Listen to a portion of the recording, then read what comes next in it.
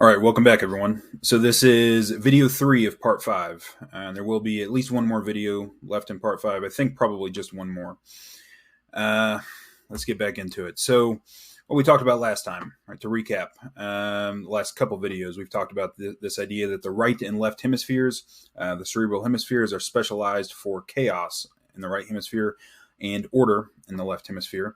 And that's not my idea. That's an idea that was first put forward by Elkonin Goldberg, later by McGilchrist and colleagues, and others have put forward very similar ideas as well. They don't use the terms order and chaos, of course, but they mean the same thing.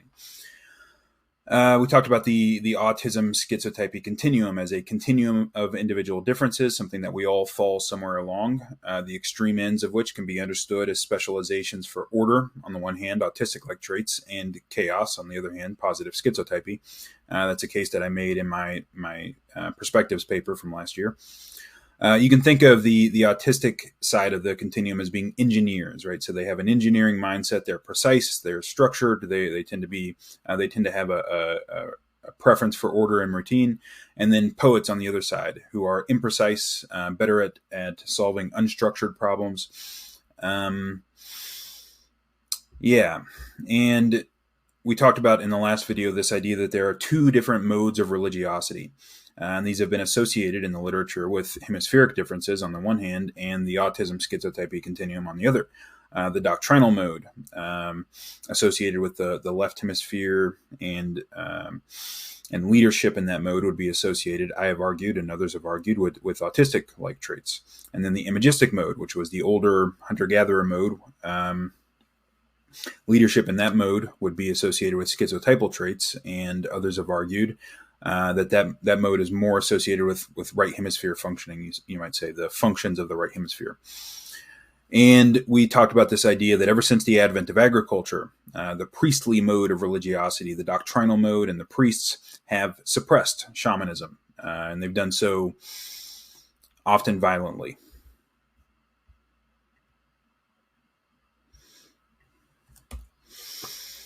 So what we're going to talk about here. We've already talked about this fact that after the advent of agriculture and especially literacy, the priest overtook the shaman as cultural leaders. What I'm going to argue here is that the priestly type, right, the priests, they have a particular way that they tend to think about values and morality. And I'm going to argue that this way that they think about values and morality is associated with left hemisphere cognition. And I'm going to argue that this is the same as what Nietzsche called the ascetic ideal. Asceticism being a lifestyle where you sacrifice worldly pleasures, let's say, often sexual abstinence or not eating certain kinds of food. But that's not exactly what we mean by the ascetic ideal. I'm going to talk more about that here in a minute. But that's what Nietzsche called it. He called it the ascetic ideal. The priests and later on the philosophers, who were the intellectual descendants of the priests, created a number of dichotomies, and they elevated one of these categories over the other. For example, the soul over the body, reason over instinct or emotion, being over becoming. And what I'm going to argue is that all the categories that were elevated within the ascetic ideal are associated with what you might think of as the values of the left hemisphere. The priests and the philosophers did this in large part as a response to the meaning crisis that was brought about by the advent of agriculture, and especially the problems associated with coming into a civilization, right?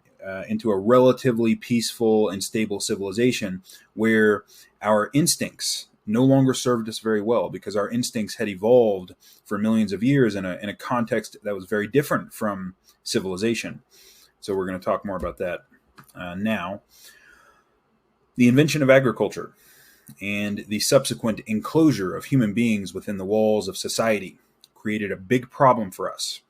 We had evolved for millions of years in a world where we lived in small groups with a very different lifestyle from that of the farmer or the blacksmith or the bureaucrat or the professional soldier, whatever it may be.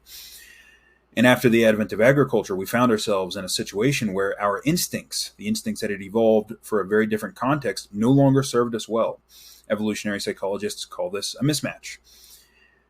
And so those people who were unable to regulate their instincts, so, we have an instinct for revenge. It is very well documented. When somebody wrongs us, we want revenge. But that instinct is probably kind of mismatched for a world where we have written laws and institutions of law. Our sexual instincts were mismatched for the world that we found ourselves in. It's something that many religious people have struggled with throughout history. There's a lot of many words have been written about that inner conflict. And Nietzsche believed, and I believe that this situation has induced a kind of sickness within human beings, right? Inner conflict. We have an inner conflict between our instincts and what we might call reason. Reason being our ability to reckon cause and effect and things like this, because we know that if we follow our instincts blindly, right, well, society is going to punish us for that. But that creates an inner conflict, because those instincts can be very strong. And Nietzsche referred to this situation where our instincts come into conflict with what you might call reason. He referred to that as the bad conscience. And we're going to talk more about that on the next slide. Lee and colleagues in this 2018 paper have a nice little short summary of what evolutionary mismatch means. And I quote, "The human suite of psychological mechanisms evolved mainly during the period, 99% of human history, when people likely lived as hunter-gatherers in small kin-based groups in African savannas and later in Asia and Europe. The seeds for present-day evolutionary mismatch were sown roughly 10,000 years ago, when agriculture arose and humans began living in contexts diverging from their hunter-gatherer past." End quote. So we evolved as hunter-gatherers, and when we came into the walls of within the walls of civilization, we found ourselves in a situation where our instincts no longer served us as well as they once did. Nietzsche wrote about this in the Genealogy of Morals. He called this situation the bad conscience, and I quote, "I regard the bad conscience as the serious illness that man was bound to contract under the stress of the most fundamental change he ever experienced, that change which occurred when he found himself finally enclosed within the walls of society and of peace. The situation that faced sea animals when they were compelled to become land animals or perish was the same as that which faced these semi-animals, well adapted to the wilderness, to war, to prowling, to adventure. Suddenly, all their instincts were disvalued and suspended. From now on, they had to walk on their feet and bear themselves, whereas hitherto they had been borne by the water. A dreadful heaviness lay upon them. They felt unable to cope with the simplest undertakings. In this new world, they no longer possessed their former guides, their regulating, unconscious, and infallible drives. They were reduced to thinking, inferring, reckoning, coordinating cause and effect, these unfortunate creatures. They were reduced to their consciousness, their weakest and most fallible organ." End quote. By consciousness there, he's not referring to phenomenal consciousness. He's referring to our capacity for verbal reasoning. Right? We were reduced to our capacity for this little, verbal voice that people have in their head, right? That tells them when they're doing something stupid often. But you don't really need that if you can just follow your instincts, right? Well, we found ourselves in a situation where we had this conflict, right, between our ability to reason, to understand that if we follow our instincts, it's going to lead us to bad situations, but also at the same time, we have these very strong instincts. So this conflict, right, this conflict between instinct and reason was originally brought about by the mismatch between our evolved instincts and the social demands that were brought about after the advent of agriculture. The Roman poet Ovid had one of his characters in one of his writings lament. He said, and I quote, "I am dragged along by a strange new force. Desire and reason are pulling in different directions. I see the right way and approve it, but follow the wrong way." End quote. And that's the basic conflict, right? We may know exactly what we ought to do according to our reason, right? But we follow our instincts anyways, right? Our emotional, our emotions are very strong and can pull us in directions even if we know in some sense that we shouldn't go that way. So I am going to take some liberties when I describe the ascetic ideal here. I'm not going to claim that I'm like providing a canonical interpretation of what exactly Nietzsche meant by the ascetic ideal. I think it's very close, and I think that it's definitely within the spirit of what he meant. But I'm not claiming to have a canonical interpretation here or anything. I'm going to simplify it a little bit. To simplify, right? The ascetic ideal sets instinct and reason, or body and soul as opposites, and it elevates reason, or it elevates the soul as being divine or being of much more value, while things like instinct and passion and desire and the body and emotion are denigrated. At the same time, what it does is it elevates being, which is lack of change, which is stability, right, over becoming. We're going to talk about that more here in a minute. So becoming would be change. This was first done by the priests, right, in elevating the soul above the body, but was later, the same thing was done by the philosophers, right, who Nietzsche called them crypto-priests. They're the same as the priests, right? They're the intellectual descendants of the priests, right, many of the philosophers in the Western tradition. And they elevated reason or rationality above emotion or instinct. And this is the same fundamental motivation as the ascetic ideal. Interestingly, I think one of the best descriptions of the ascetic ideal came from a poet, the English poet and painter William Blake. William Blake is one of these people that we talked about in the first video who has a poetic or prophetic mind, right? He's a genius. William Blake was a genius, clearly, but he wasn't a scientific genius, right? If you read his writings, you're not going to get scientific knowledge from them. But he picked up on these underlying patterns, right? He picked up on these underlying conflicts within Western culture, and he was very good at picking up on these kinds of things, and he communicated them poetically. But I think he does a very good job of describing the ascetic ideal and also where it comes from in his book, The Marriage of Heaven and Hell, which is an interesting name because what he's arguing there is the same thing that Nietzsche was arguing. What he means by that is that by the marriage of heaven and hell, is the same thing that Nietzsche meant when he said beyond good and evil, that we have to go beyond good and evil. What they're talking about there is that we have to go beyond the dichotomous categories that were created by the ascetic ideal. We have to synthesize them. And so this is what Blake said in The Marriage of Heaven and Hell. Oh, and one more thing before I read this. He said he uses the word energy. I think we can think of that as desire. Right, so when he uses the word energy, it's basically what he means is what we would mean by our desires or our passions.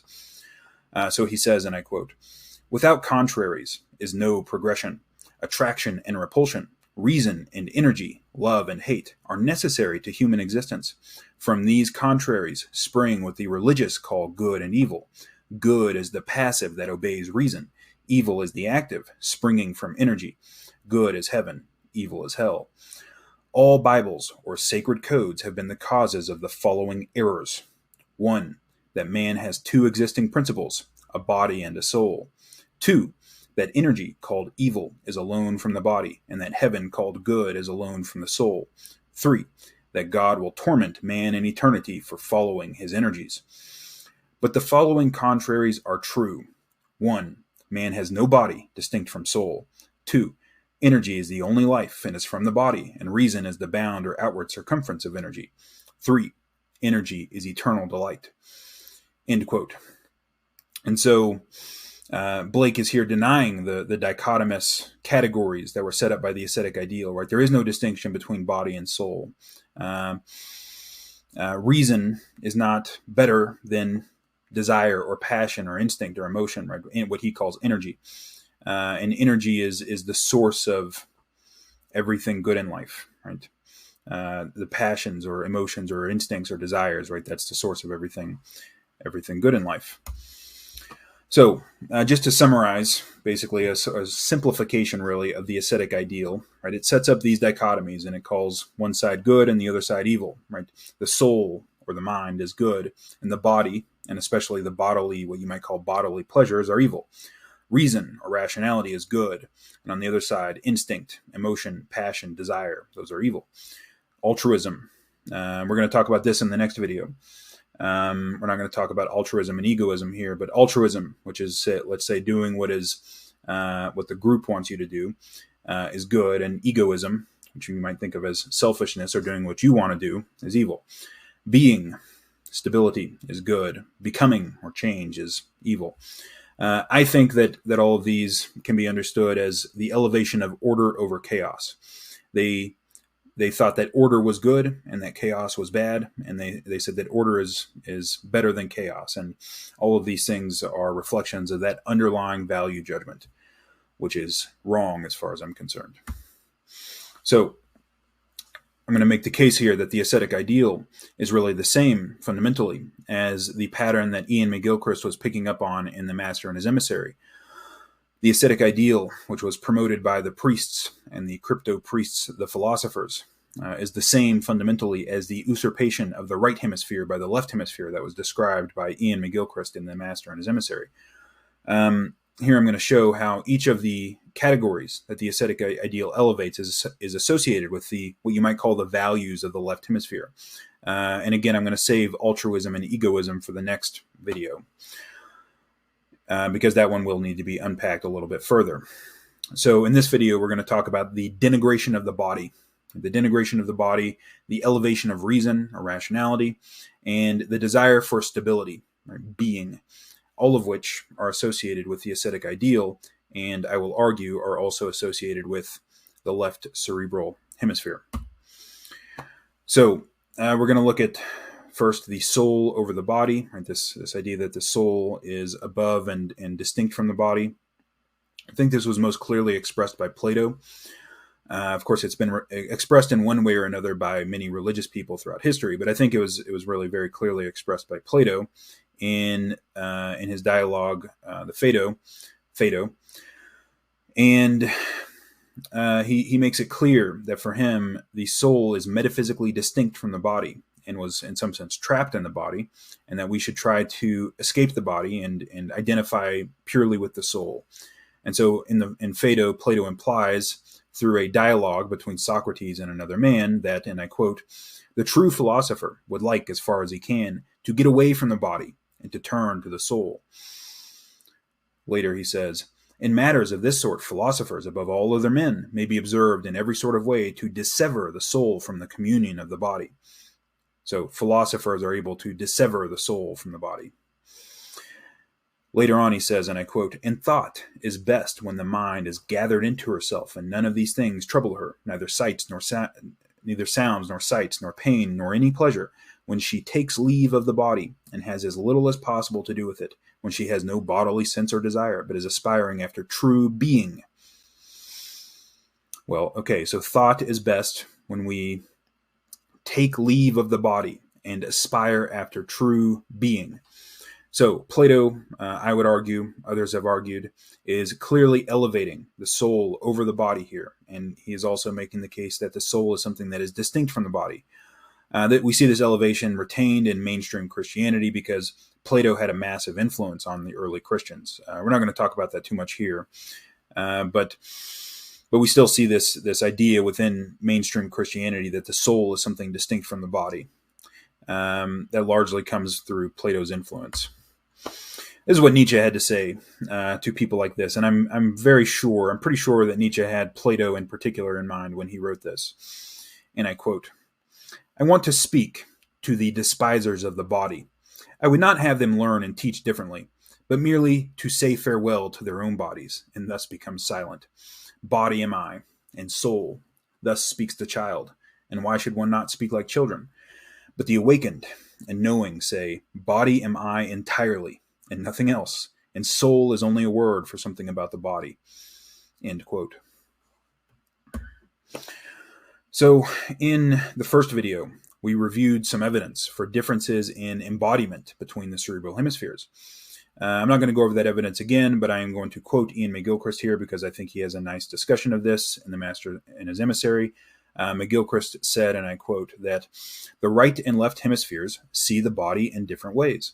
The right hemisphere, as one can tell from the fascinating changes that occur after unilateral brain damage, is responsible for our sense of the body as something we live, something that is a part of our identity, and which is, if I can put it that way, the phase of intersection between ourselves and the world at large.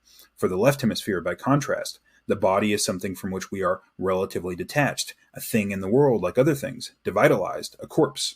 End quote.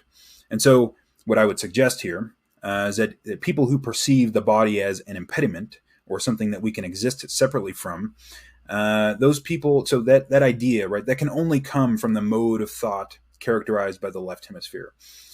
The right people who have that right hemisphere style, right? Nietzsche, William Blake, right? As they said, Soul is only something that you can say about the body, right? If it's anything, it's an aspect of the body, right? It can't be separated from the body. So moving on to this elevation of reason over instinct, or the elevation of reason over emotion, which is something that the ascetic ideal does. I think that Jonathan Haidt had a very nice discussion of this in his 2001 paper, The Intuitive Dog and His Rational Tail.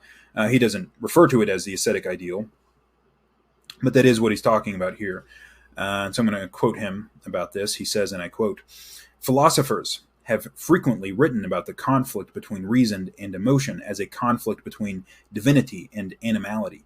Plato's Timaeus presents a charming myth in which the gods first created human heads with their divine cargo of reason, and then found themselves forced to create seething, passionate bodies to help the heads move around in the world.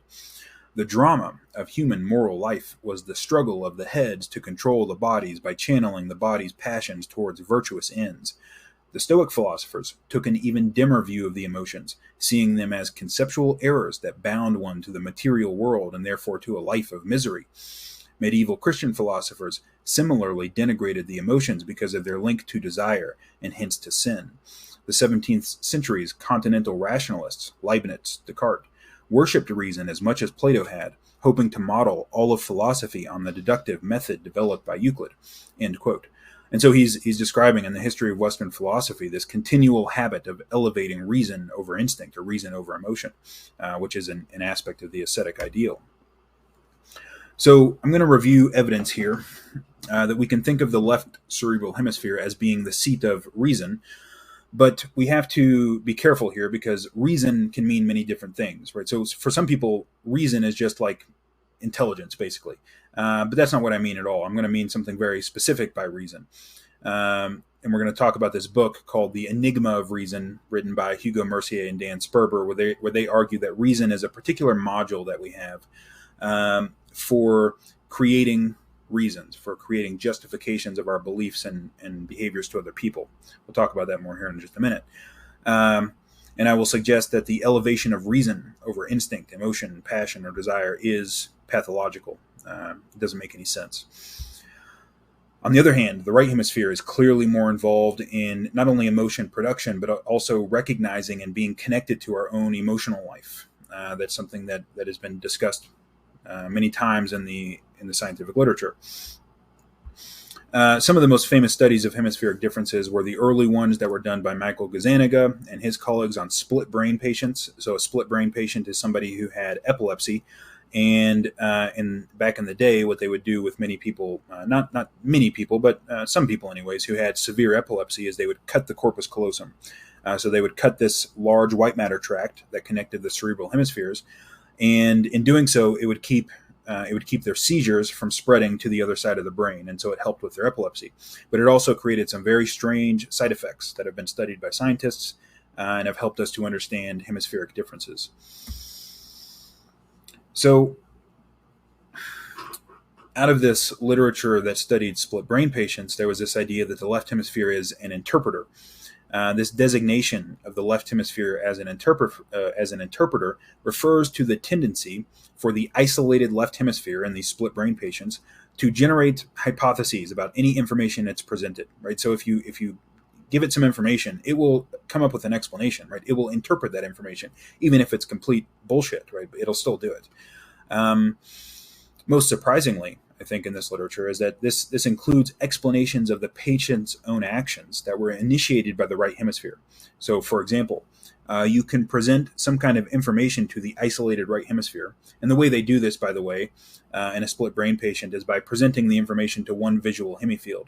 Right? So if you put some information, like a sign that is telling somebody something, or you can even do it, I think, with the left ear as well. If you put it in their left visual hemifield, it's only the right hemisphere that sees it in a split brain patient, right? Because there's no information going across the hemispheres. And the same thing is true of the right visual hemifield and the left hemisphere. So you can present information to one hemisphere or the other. And if you present some information to the isolated right hemisphere that causes you to take an action, right? So you can say to the right hemisphere, why don't you get up and get a Coke, right? Go get a Coke from the Coke machine. Okay, well, the person will then get up and go get a Coke from the Coke machine. And then you can ask the person, You can ask their left hemisphere, which is the only hemisphere that can speak, why did you get up and get a Coke? Well, they have no idea that they were told to get a Coke, but they'll come up with a story anyways. They'll say, I was thirsty or whatever. I just felt like having a Coke. And there's lots of different examples of this in the literature. So this behavior has been labeled interpretation. Right? So they've called the left hemisphere the interpreter. I think this is essentially a synonym for justification. And that's going to be important here in a minute, because reason has been argued to function as justifying our behaviors to other people. But this is what the left hemisphere does, right? When asked to get a Coke, the left hemisphere needs to come up with some justification for it, right? It didn't just do it randomly, and it does. It comes up with some bullshit, but it justifies the decision to get up and get the Coke. So that is what the left hemisphere does. In discussing the psychology of the left hemisphere interpreter, Roser and Gazzaniga in a 2007 paper said this, and I quote, "Evidence suggests that interpretation of perceptual and cognitive processes and the construction of a personal narrative depends on the left hemisphere, as to a large degree do language and logical reasoning. The common functional requirement between these domains is the need to manipulate units of information in a syntactic manner, that is, according to formal rules, sometimes involving several levels of recursion. The close association between language, logic, and interpretation suggests a similar evolutionary history." End quote.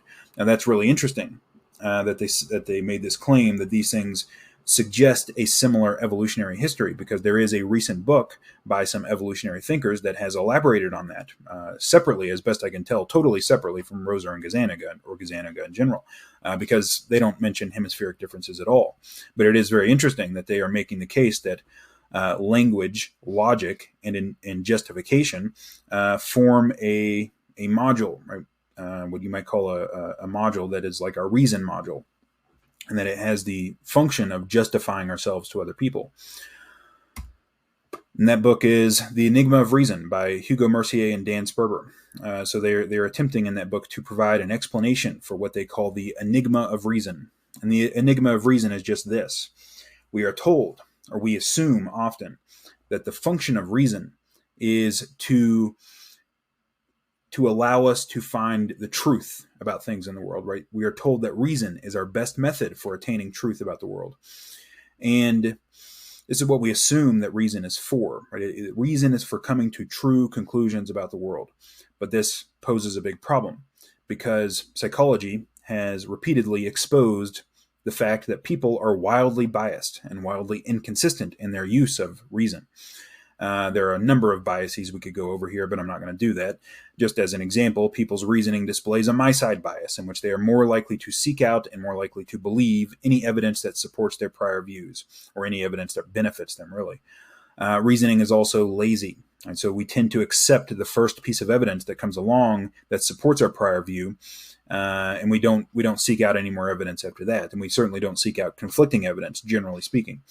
So if reasoning is supposed to be our guide in the search for truth, why does it seem so bad at doing it? Right? That's the enigma of reason.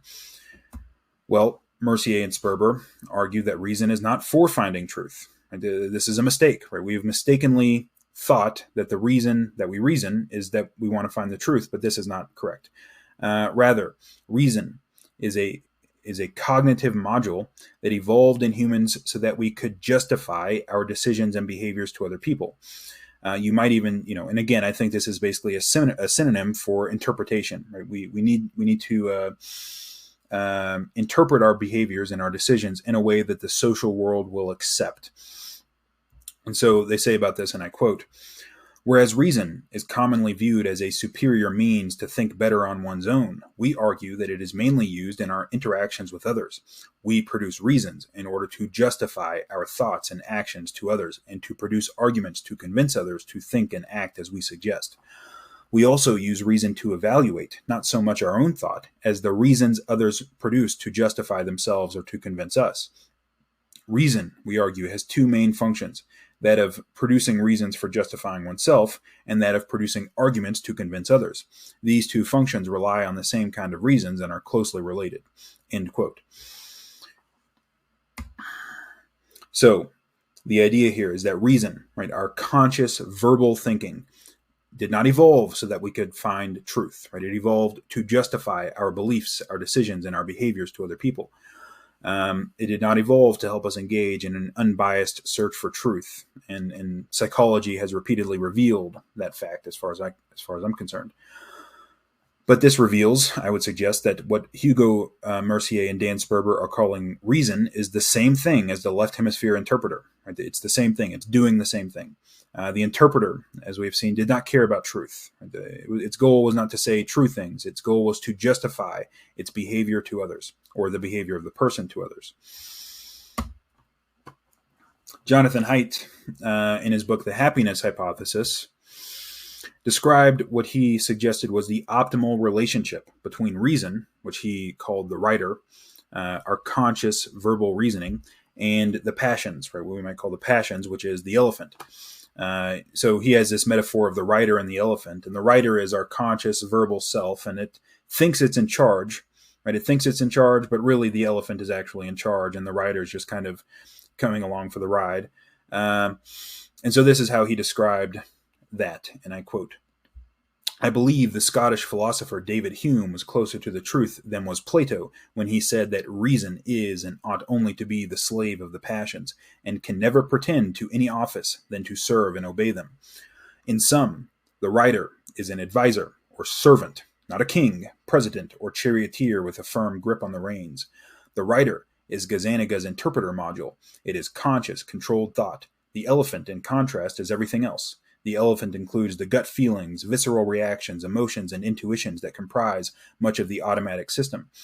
The elephant and the writer each have their own intelligence, and when they work together well, they enable the unique brilliance of human beings. But they don't always work together well." End quote. Now, there's some things I want to point out about that. The writer is an advisor or servant. Well, this is the master and his emissary, right? This is the same relationship being described by Jonathan Haidt as Ian McGilchrist described in his book, The Master and His Emissary. The writer, reason, conscious verbal reasoning, the left hemisphere, thinks it is in charge often. It pretends to be in charge, but it is not, right? It is an advisor or a servant. It is not a king. It is not a president. It is not a charioteer, right? The elephant is in charge, right? Well, the elephant, I don't know if that's a great metaphor for the right hemisphere as a whole, but whatever. The right hemisphere is what is and ought to be in charge, not conscious verbal reasoning. And that's the only way that they can work well together, is when the conscious verbal reasoning aspect of us understands its place, which is not in charge, not to be in charge. So, by linking what he calls the writer, right, which is conscious verbal thinking, to Gazzaniga's interpreter, Haidt is explicitly linking it to the left hemisphere of the brain. As I've said, one of the reasons that the elephant and the writer may not work well together is that the writer, reason, the left hemisphere, has a tendency to erroneously think that it is in charge, right, or that it is the most important or special part of the system. Haidt discusses this in The Righteous Mind. He says, and I quote, that our minds are loose confederations of parts, but we identify with and we pay too much attention to one part in particular, conscious verbal thinking, end quote. And this is the same, really, as the problem that was diagnosed by Ian McGilchrist, right? The emissary, the servant, reason, the left hemisphere. It often thinks it's in charge, and it does well as a servant, but it is a terrible master. And the ascetic ideal is mistaken. It has erroneously elevated reason over instinct, emotion, intuition, imagination, passion, all of this stuff. Properly understood, that's the same thing as elevating the left hemisphere over the right hemisphere. Right? It's the same thing as the relationship that was being described by Ian McGilchrist in The Master and His Emissary. So, just to come back to this idea that the right hemisphere is more involved with the emotions, I'm not going to go over the research for this in detail, but I'll quote Ian McGilchrist here. He said, and I quote, "The affinity of the right hemisphere with emotions and the bodily experience of them is reflected in a range of functional asymmetries. Part of the right frontal pole of the brain, the so-called orbitofrontal cortex of the right hemisphere, is essential to emotional understanding and regulation. It is also where the emotional significance of events is consciously appreciated. the right hemisphere is, in general, more intimately connected with the limbic system, an ancient subcortical system that is involved in the experience of emotions of all kinds, and with other subcortical structures than is the left hemisphere, end quote. There are some scientists who don't like the term limbic system, but I think that's basically irrelevant here. It is the case. It is the case, you'll find this in the scientific literature, that the right hemisphere has more connections to the subcortical part of the brain than the left hemisphere does. The left hemisphere, so it's basically the left hemisphere is pretty well connected up with the right hemisphere, but it's not connected up with the rest of the brain very well. The right hemisphere is more connected to the rest of the brain. And I say very well, I just mean relative to the right hemisphere. Right? These differences are all relative and not absolute. And so again, the elevation of reason over emotion is equally the elevation of the left cerebral hemisphere over the right cerebral hemisphere. All right, so moving on to this idea that the ascetic ideal elevates being over becoming. So Nietzsche and others, Nietzsche's far from the only person, but Nietzsche believed that Western religion and Western philosophy has inappropriately privileged being, which you can think of for the moment as stability, over becoming, which you can think of as change. In religion, in religious thought, this can be seen in the idea that there is an eternal afterlife, which is free from suffering, in addition to a perfect God who exists outside of nature. We're not going to go into that into too much detail at the moment. But this is a desire for permanence, right? It's the desire that to avoid the uncomfortable fact, which our sensory information tells us, that everything passes away, and so it's a privileging of being. In philosophy, which is what I'm going to focus on here, Nietzsche traces the elevation of being to the pre-Socratic Greek philosopher called Parmenides. Parmenides believed, at least based on what we can tell from the fragments we have left of his writing, Parmenides believed that the sensory world of our experience, which is the world as it appears to us, a world that is filled with change and destruction and suffering and death and becoming, was a lie. Parmenides, in opposition to the world of becoming, posits that there is a world of being, right, which is the true world, the real world of being, which is unchanging, timeless, and without division or strife. I'm not going to go through he kind of puts forward an argument for this. He makes a sort of a logical deduction that he has. I'm not going to go into that in too much detail here. But for Parmenides, that world of being is the real world, right? And our sensory world of ceaseless flux is merely an illusion. It's illusory. We shouldn't trust it. So there was another pre-Socratic Greek philosopher named Heraclitus, who took a stance that appears to be diametrically opposed to Parmenides. For Heraclitus, all is flux, all is change. Right? War, conflict, is the father of all things. That should remind us a little bit about what we talked about in part 3, that everything that exists emerges out of competing interactions. And in fact, I think that Heraclitus was picking up on that same pattern, by the way. So for Heraclitus, the perpetual strife, conflict, and creative destruction of becoming is what is real. Nietzsche believed, and I believe, that the problem with Western philosophy has been that Parmenides won and Heraclitus lost. Nietzsche is not the only philosopher to have believed that. There's a philosopher which we talked about in part 4, Alicia Herrero. She wrote the book Dynamics in Action that we talked about in part 4. She's also said the same thing, that the problem with Western philosophy has been that Parmenides won and Heraclitus lost. Being won and becoming lost. In the history of Western thought, being, substance, stability have won out over becoming and process and flux, although that's changed a little bit in the last century.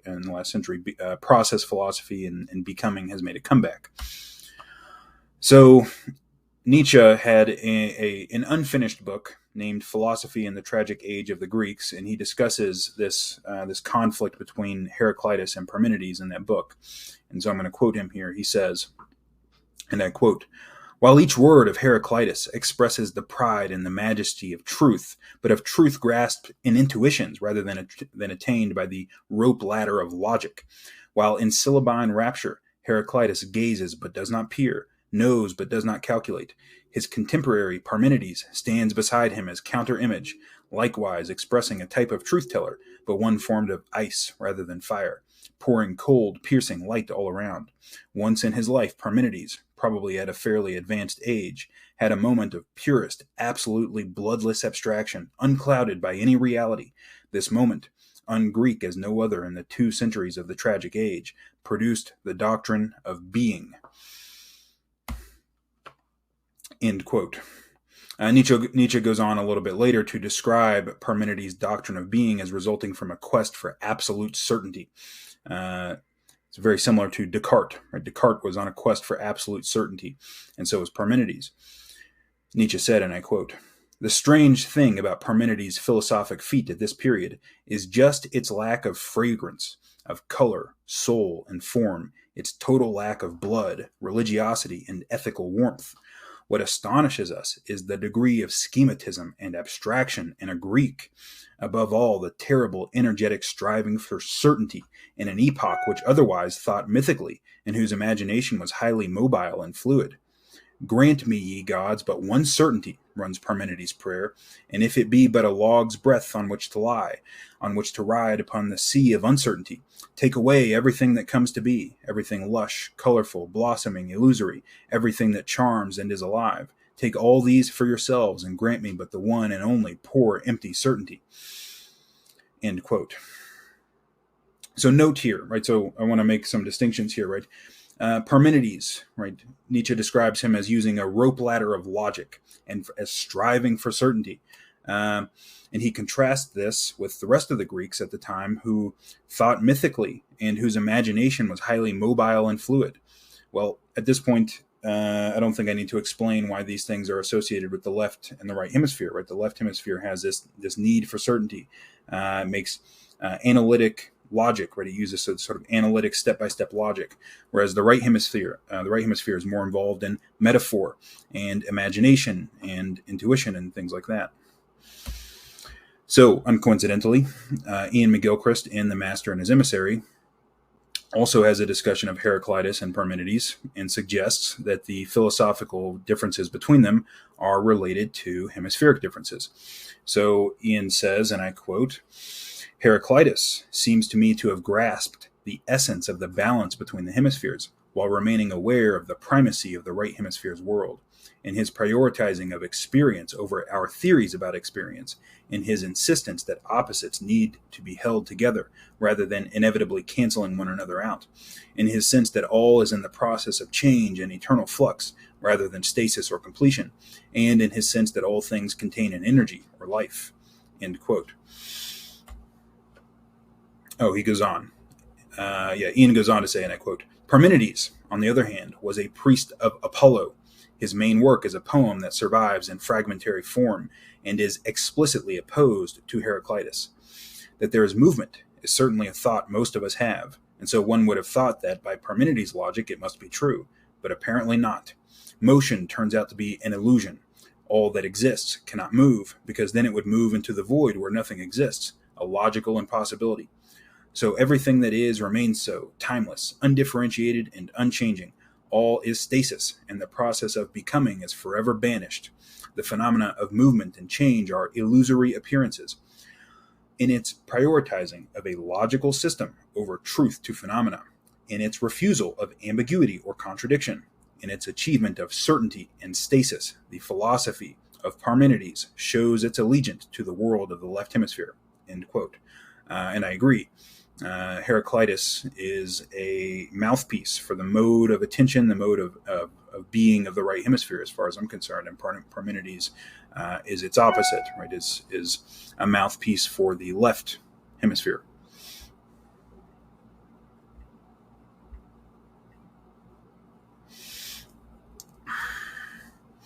So, as we discussed in part 5.1, in the first video of part 5, it is the left hemisphere that has this need for certainty.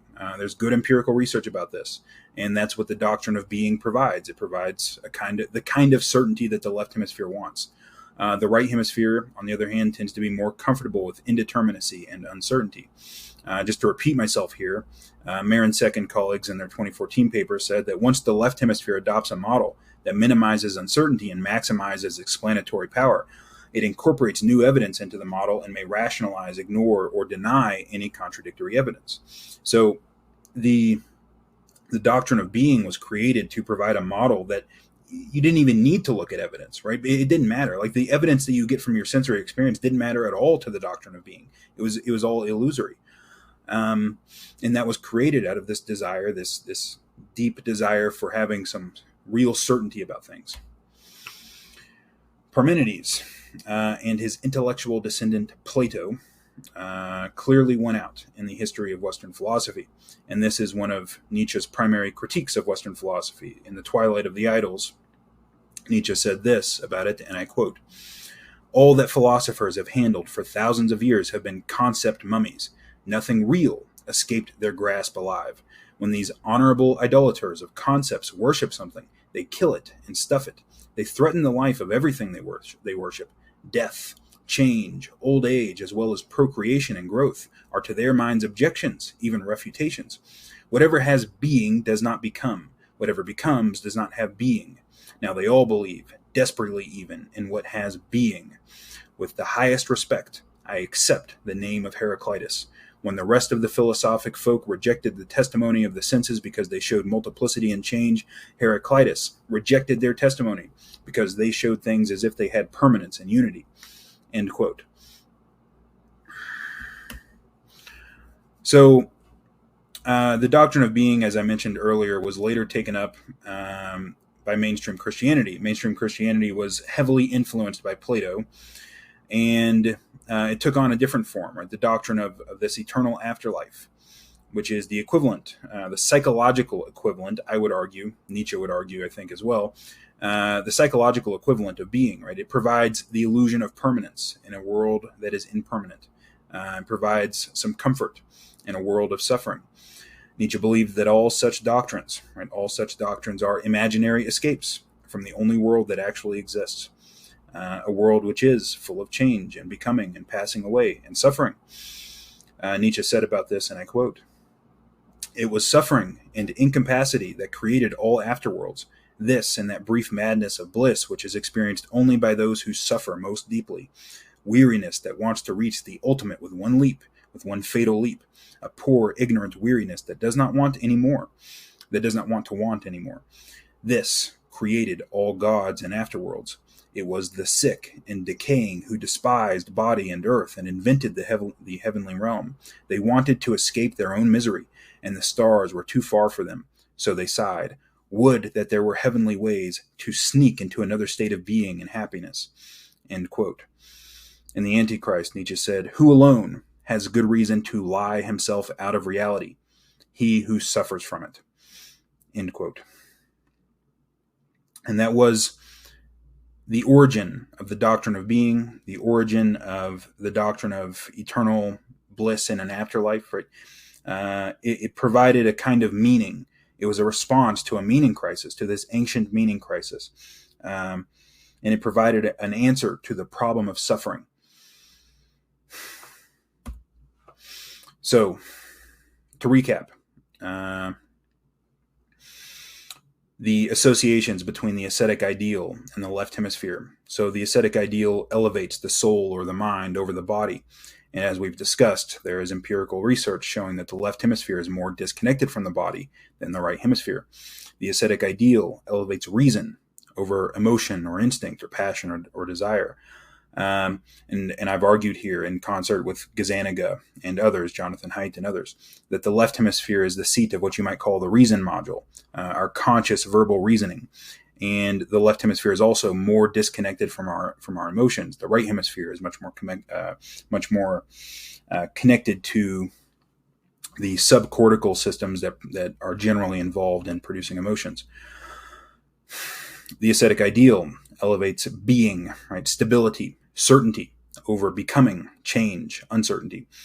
And it is the left hemisphere that has this desire to close down to a certainty and which has an aversion to change and novelty. So what is the meaning of the ascetic ideal?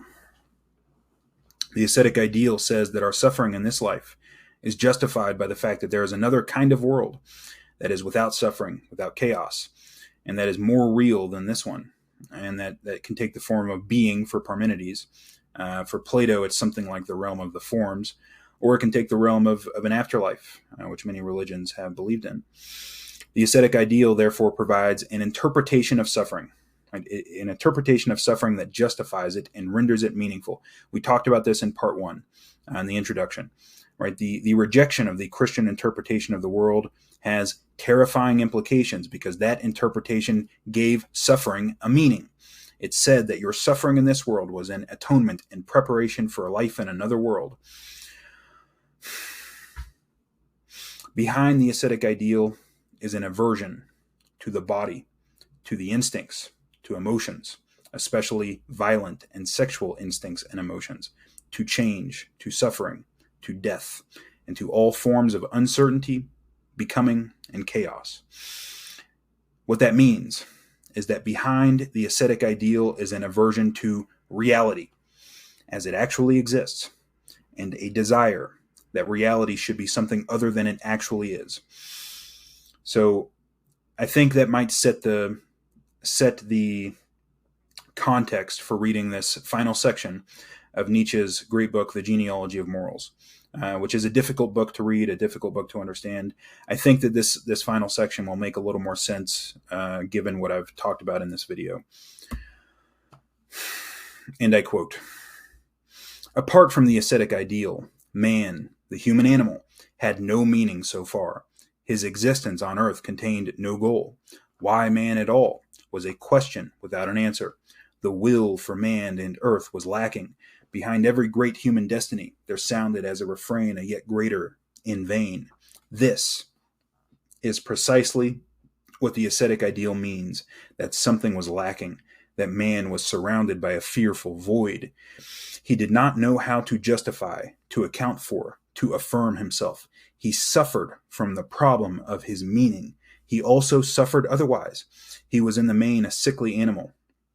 But his problem was not suffering itself, but that there was no answer to the crying question, why do I suffer? Man, the bravest of all animals, and the one most accustomed to suffering, does not repudiate suffering as such. He desires it. He even seeks it out, provided that he is shown a meaning for it, a purpose of suffering. The meaninglessness of suffering, not suffering itself, was the curse that lay over mankind so far, and the ascetic ideal offered man meaning. It was the only meaning offered so far. Any meaning is better than none at all. The ascetic ideal was in every sense the for want of better par excellence. So far, in it, suffering was interpreted. The tremendous void seemed to have been filled. The door was closed to any kind of suicidal nihilism. This interpretation, there is no doubt of it, brought fresh suffering with it, deeper, more inward, more poisonous, more life-destructive suffering. It placed all suffering under the perspective of guilt. But all this, notwithstanding, man was saved thereby. He possessed a meaning. He was henceforth no longer like a leaf in the wind, a plaything of nonsense, the senseless.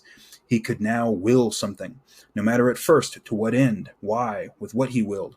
The will itself was saved. We can no longer conceal from ourselves what is expressed by all that willing, which has taken its direction from the ascetic ideal. This hatred of the human, and even more of the animal, and more still of the material. This horror of the senses, of reason itself, this fear of happiness and beauty, this longing to get away from all appearance, change, becoming, death, wishing from longing itself. All this means, let us dare to grasp it, a will to nothingness, an aversion to life, a rebellion against the most fundamental presuppositions of life, but it is and remains a will. And to repeat in conclusion what I said at the beginning, man would rather will nothingness than to not will at all. End quote. Nietzsche noticed something that was a little bit sinister about the realm of being that was heralded by Parmenides and his intellectual descendants. Being, for Parmenides, was unchanging and timeless and without division or strife. But these are not descriptions of anything that could actually exist. Everything that exists changes over time and is divisible. Everything comes into being through conflict. And you can recall here what we talked about in part 3 of this series. So when we say that something is unchanging or timeless or without conflict, the only thing that these can be descriptions of is nothingness. Nothingness is without change or time or conflict. The will to posit a world of being is a disguised will to nothingness, a desire for experience, for striving, for suffering, becoming, change, all of this to come to an end. Even worse for Nietzsche was the fact that people have sometimes been compelled to elevate this being, right, to this idea of being, to the position of God, and to worship it as if it were holy. And why did they do this? They did it, Nietzsche suggests, because the chaotic real world, right, the real world of suffering and becoming and death and change and passing away, is difficult to bear. Our own instincts fight against us, right? And of course, it's simply the case that many people are ruined by their lust for sex or food or whatever the case may be, revenge. Somebody who is overwhelmed by the chaos of the real world may wonder, right, what if there was a world without all of this instinctual striving and chaos? Wouldn't that be better? And that is the origin of the ascetic ideal. So, Nietzsche said that it was a will to nothingness. And so where does this come from? I'm going to read a passage from Maps of Meaning here. This is about what Jordan Peterson called the spirit of unbridled rationality. And I quote, "The spirit of unbridled rationality, horrified by his limited apprehension of the conditions of existence, shrinks from contact with everything he does not understand. This shrinking weakens his personality, no longer nourished by the water of life, and makes him rigid and authoritarian as he clings desperately to the familiar, the rational, and the stable. Every deceitful retreat increases his fear. Every new protective law increases his frustration, boredom, and contempt for life. His weakness, in combination with his neurotic suffering, engenders resentment and hatred for existence itself." That's the end of the quote. This spirit of unbridled rationality is the same as what Nietzsche called, or what Jordan Peterson called, the adversary. And I would argue that what it is a description of the world inhabited by the left hemisphere if it is disconnected, if it is not functionally integrated with the right hemisphere. It shrinks from everything it doesn't understand. It shrinks from the unknown. It shrinks from chaos. And that makes it weak and resentful and engenders a hatred for existence. So compare this to what Nietzsche said about the origins of the ascetic ideal, right? This hatred of the human and even more of the animal, more still of the material, right? This horror of the senses and of reason itself. It is a will to nothingness, an aversion to life, a rebellion against the most fundamental presuppositions of life. And what I would suggest is that the ascetic ideal is a creation of what Jordan Peterson called that spirit of unbridled rationality, which is the same thing as the left hemisphere when it is not integrated properly with the right hemisphere, I would argue. Jordan Peterson has this figure in Maps of Meaning which shows this process by which the spirit of unbridled rationality becomes ever weaker and ever more fearful and ever more resentful about the conditions of existence, because it begins with the fear of the unknown, which of course we've talked about as being associated with the left hemisphere. And that leads to a rejection of the process of creative exploration, which is the mythological hero figure. And that leads to an absolute identification with the group, but not just the group, with everything that is known and stable right within your life. So failure to engage in the process of creative exploration in the face of the unknown, right, in the face of chaos, creates a personality that is weak and resentful and characterized by an excess of neurotic suffering. To repeat myself, Nietzsche said in The Antichrist, "Who alone has good reason to lie himself out of reality? It is he who suffers from it." The ascetic ideal, the doctrine of being, the positing of a personal afterlife, okay, these things were all attempts to lie our way out of reality, as far as I'm concerned. They were made by people and for people who suffer from reality. And I'm not being cynical about that. I'm not being judgmental about that either. I want to be clear about that. Suffering is very real. And some people suffer a lot more than others,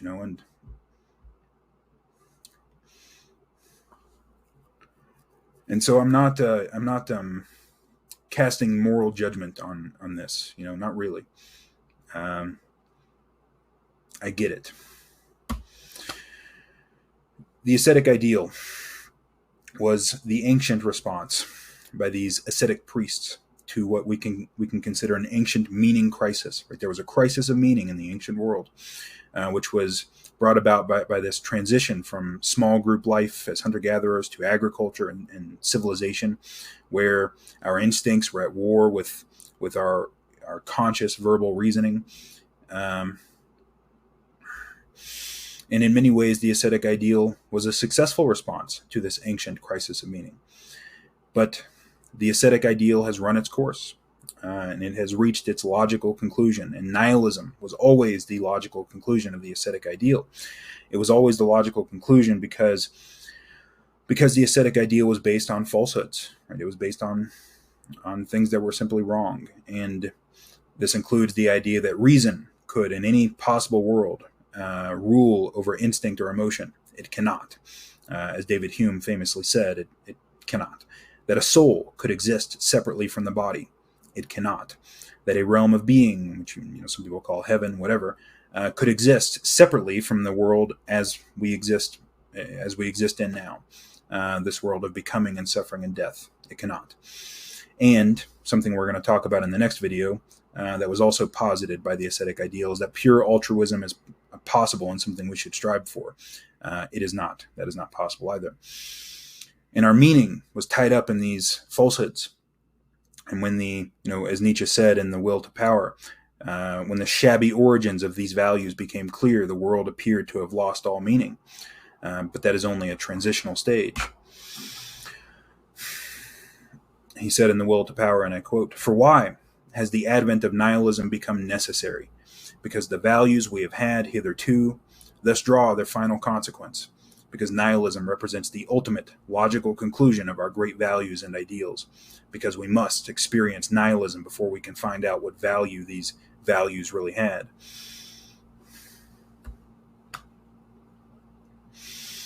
In conclusion,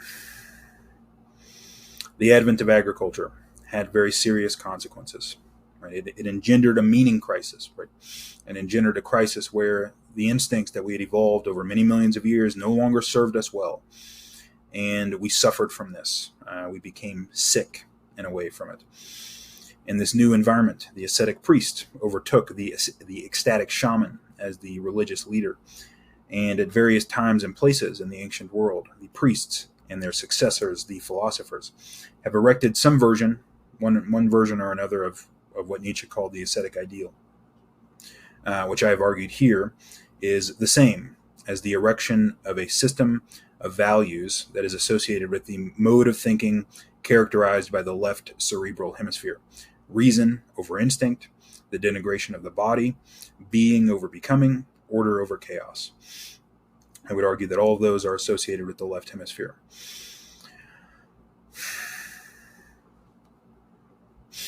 So that is basically what I wanted to argue here, is that the values that we have worshipped, let's say that at least intellectual culture and religious culture, the intellectual aspect of religious culture has worshipped for a very long time, are false. And they are the same. They're the same as this process is the same as the process that Ian McGilchrist described in The Master and His Emissary. Now, obviously, I've described it somewhat differently here, but it's the same underlying phenomenon. The usurpation of the right hemisphere by the left hemisphere mode, let's say. And of course, we can't take that too literally, right? I mean, culture doesn't have a brain and it doesn't have a left hemisphere and a right hemisphere. That mode of cognition, that mode of thinking is something that it manifests at different levels of analysis. I've argued that it manifests in individual differences, with the difference between the autistic type and the schizotype. And of course, I don't think that one of those is better than the other. It's clearly not the case, right? Like, our best scientists are generally speaking on the autistic side of the continuum, and I benefited greatly from the work of those people of that particular temperament. But that ascetic ideal, I think was very clearly made by people of that kind of temperament who have an aversion to change, an aversion to novelty, an aversion to emotion. And that all of those are associated with autistic-like traits. And so, yeah, that's it for this one. And I've got one more slide here. Okay, so as agents of order And as people who are relatively high in autistic-like traits, it shouldn't be surprising, right, that the ascetic priests created value systems that elevated order over chaos. The ascetic ideal was implicitly nihilistic, right? It was always implicitly nihilistic because it denigrated the only world that actually exists, at least as best I can tell, right? Because if there is some afterlife, if there is some other realm out there, I don't know anything about it. How could I? How could anybody? So as far as I'm concerned, this denigrated the only world that actually exists, which is the world of becoming, of death, of suffering, of impermanence, in favor of a fictional world, right? The world of being, the world of eternal life, no suffering, permanence, and so on, and fictional motivations like pure reason or pure altruism. It was also implicitly nihilistic because it elevated altruism over egoism, and we're going to talk about that more in the next video. I don't have any problem with altruism, right? I'm not Ayn Rand. Okay, Ayn Rand thought that altruism was a bad thing. I don't. But in some sense, this dichotomy between altruism and egoism is a false dichotomy. We're going to talk about that in the next video. So as soon as the ascetic ideal was lost, right, this was the advent of nihilism, right? The world becomes meaningless because those are the values that our meaning had been tied up with for a very long time. And so when Nietzsche declared the death of God, I mean, that's what he was declaring, right? The death of the God of those values. And we're going to talk about that more in the next video. I'm going to say one thing about priests. I think Nietzsche has an interesting passage in Thus Spake Zarathustra about priests. Before I end this video, he said, and I quote, "Here are priests, and though they are my enemies, pass by them silently and with sleeping swords. Among them too there are heroes. Many of them have suffered too much. Therefore they want to make others suffer. They are evil enemies. Nothing is more vengeful than their humility, and whoever attacks them soils himself easily. Yet my blood is related to theirs, and I want to know that my blood is honored even in theirs. Once, when the sea cast them about, they thought they were landing on an island, but behold, it was a sleeping monster. False values and delusive words. These are the worst monsters for mortals. Long does calamity sleep and wait in them, but eventually it comes and wakes and eats and devours what built huts upon it." End quote. Nietzsche was a modern shaman, really. I mean, that's the role he played in culture. And it is the case, that the priests have always been the enemies of those types of people. William Blake as well, myself as well. But I don't hate them, right? The island that Nietzsche talks about there was the ascetic ideal, right? This was the island that they thought they were landing on, but the ascetic ideal turned out to be a monster, right? A sleeping monster. Eventually, it woke up and it ate and devoured. It ate and devoured the very beliefs and systems that built it. Right? That was the advent of, and Nietzsche has a discussion of this in the Genealogy of Morals. I won't go into it in any detail here, but of course, science emerged largely out of people who would have been adherents to some degree of the ascetic ideal, right? And the scientific enterprise devoured that same ideal, right? It disrupted the assumptions of that very same ascetic ideal, and so the ascetic ideal devoured itself eventually. So that's it for video 3 of part 5. I do think there's only going to be one more video left. I'm pretty sure I can get everything into the 4th video. So I hope to see you there, and I hope this was somewhat understandable. I know that some of this stuff is really abstract. I've tried to explain it as best I can. If you have any questions about this stuff, put it in the comments. I don't guarantee that I'll get to it anytime soon, but what I'll try to do is if there are enough questions, I will make a list of them and I'll do a Q&A at some point. I'll do a Q&A video at some point. Maybe that'll help to clarify some things if there was any misunderstandings here. So anyways, I hope that was useful in some way or another, and I hope to see you on the next video. Goodbye.